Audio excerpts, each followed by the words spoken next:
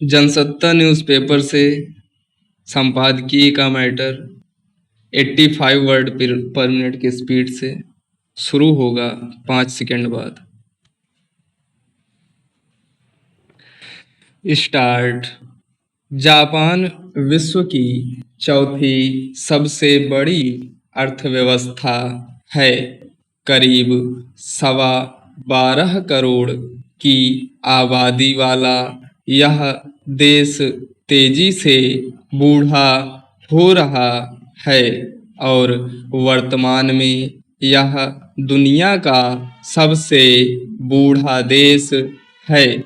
यह जन्म दर लगातार गिर रही है और बूढ़ी आबादी तेजी से बढ़ रही है। आज जापान की लगभग 30% आबादी 65 वर्ष से ज़्यादा उम्र की है, यानी हर 10 में से एक जापानी बूढ़ा है।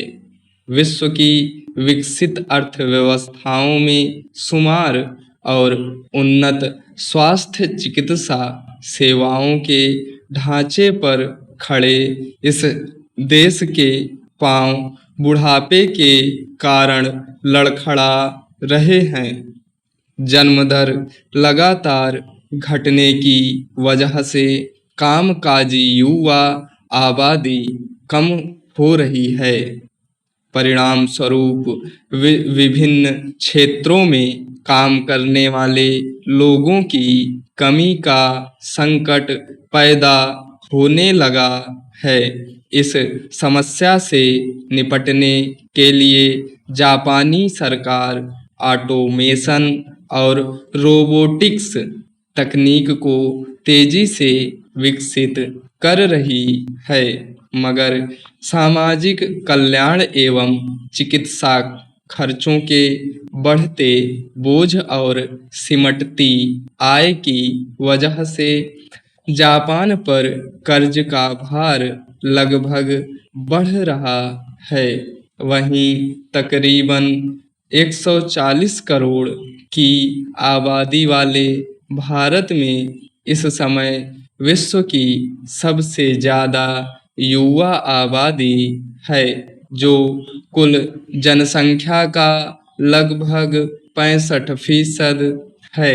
नवीनतम आवधिक श्रम बल सर्वेक्षण के मुताबिक भारत में 15 से 16% कमाऊ एवं युवा आबादी के पास रोजगार नहीं है, यानी इस समय देश की 36.7 करोड़ युवा आबादी अर्थव्यवस्था में सक्रिय योगदान देने के लिए तैयार है। लेकिन विडंबना यह है कि यहाँ सबके लिए काम ही नहीं है। इस समय देश में 1.5 से 2.5 करोड़ युवा बेरोजगार हैं और इनमें भी पढ़े लिखे युवाओं की आबादी ज़्यादा है। सीधे तौर पर कहा जाए तो वर्तमान में युवा आबादी भी अर्थव्यवस्था में या तो लागत या फिर औसत गुजारे का ही योगदान दे पा रही है। ऐसे में यह सवाल चिंता पैदा करता है कि 25 से 30 साल बाद की तस्वीर क्या होगी, क्योंकि संयुक्त राष्ट्र की इंडिया एजिंग रिपोर्ट 2023 के मुताबिक वर्ष 2022 में 60 वर्ष से अधिक आयु के लोगों की संख्या 14.9 करोड़ थी और 2050 तक बढ़कर 34.7 करोड़ तक पहुंचने का अनुमान है।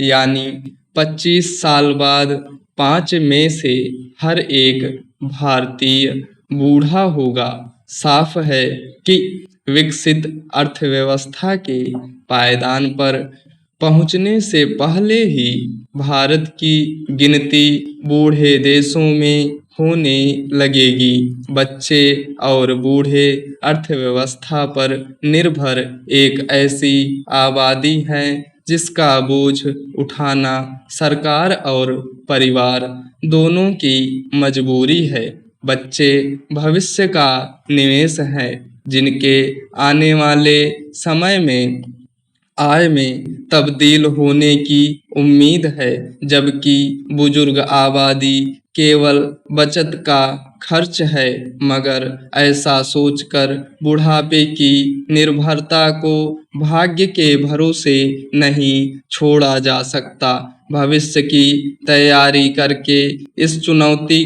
को गंभीर समस्या बनने से रोका जा सकता है। स्टॉप।